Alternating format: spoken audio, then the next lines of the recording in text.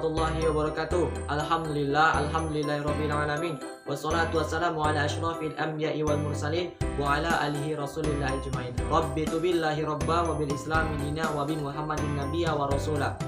Nama saya Yusuf Suganda dengan NIM 12080213143, Fakultas Pertanian dan Peternakan UIN Suskaryau, mata kuliah Biokimia. Di dalam bumi kita terdapat satu proses alami yang sangat amat penting bagi kehidupan tumbuhan, yaitu proses fotosintesis yang terjadi pada tumbuhan. Apa sih fotosintesis? Fotosintesis adalah suatu proses biokimia pembentukan karbohidrat dari bahan anorganik yang dilakukan oleh tumbuhan untuk menghasilkan glukosa dan oksigen. Selanjutnya, apa sih perangkat-perangkat dalam proses fotosintesis? Yaitu ada 3. Pertama, akar, kedua batang, ketiga daun. Di dalam akar terdapat pembuluh kayu yaitu xilem. Dalam daun terdapat 2 jaringan yang berfungsi sebagai proses fotosintesis, yaitu jaringan yang pertama, jaringan tiang atau Phalasidae yang mengandung kloroplas. Di dalam kloroplas terdapat grana dan stroma, di mana grana sebagai proses reaksi terang pada fotosintesis dan stroma sebagai proses reaksi gelap pada fotosintesis. Jaringan yang kedua, bunga karang, yang di dalamnya terdapat tulang daun. Di dalam tulang daun terdapat 2 jaringan. Jaringan yang pertama yaitu xilem, yang berguna untuk mengangkut molekul air yang akan dibawa ke dalam daun.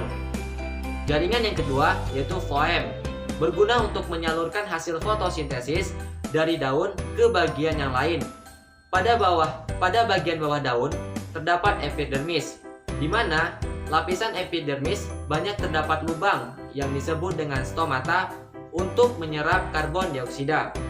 Selanjutnya adalah proses fotosintesis. Pada video ini saya akan mendeskripsikan proses fotosintesis terdapat 4 tahap. Tahap pertama dimulai dari akar yang menyerap air melalui pembuluh kayu atau xilem yang akan membawa naik melewati batang dan kemudian menuju daun.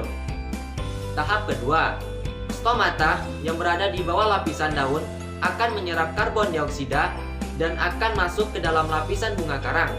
Tahap ketiga, molekul air dan karbon dioksida akan dibawa ke jaringan Phalasidae yang kemudian akan diserap oleh kloroplas. Di dalam kloroplas terdapat membran tilakoid yang membentuk grana dan di dalamnya terdapat klorofil. Tahap keempat, klorofil akan menyerap cahaya matahari yang berwarna merah, ungu, dan biru. Warna hijau pada klorofil adalah cahaya hijau yang tidak diserap oleh daun dan akhirnya sampai pada mata kita. Itulah mengapa daun kita lihat berwarna hijau. Dalam proses fotosintesis terdapat 2 reaksi. Yang pertama, reaksi terang dan reaksi gelap. Pada reaksi terang berlangsung pada lapisan grana dengan sumber energi cahaya matahari yang menghasilkan O2, ATP, NADPH2. Sedangkan reaksi gelap berlangsung pada bagian stroma dengan sumber energi yang berasal dari reaksi terang, yaitu ATP dan NADPH2 yang akan menghasilkan zat makanan berupa glukosa. Kemudian pada reaksi terang hanya ada O2 dan pada reaksi gelap ada glukosa. Keduanya akan keluar dari kloroplas. Untuk glukosa akan diserap kembali oleh tumbuhan melalui floem sebagai sumber makanan dan pertumbuhan. Sedangkan pada oksigen akan keluar melalui stomata yang sangat berguna untuk makhluk di bumi, salah satunya untuk bernapas. Dan untuk rumus sederhana pada proses fotosintesis yaitu 6CO2 karbon dioksida ditambah 6H2O menghasilkan C6H1 C6H12O6 ditambah 6O2 atau oksigen. Demikianlah pembahasan saya mengenai proses fotosintesis. Mohon maaf atas segala kekurangannya dan terima kasih atas segala perhatiannya.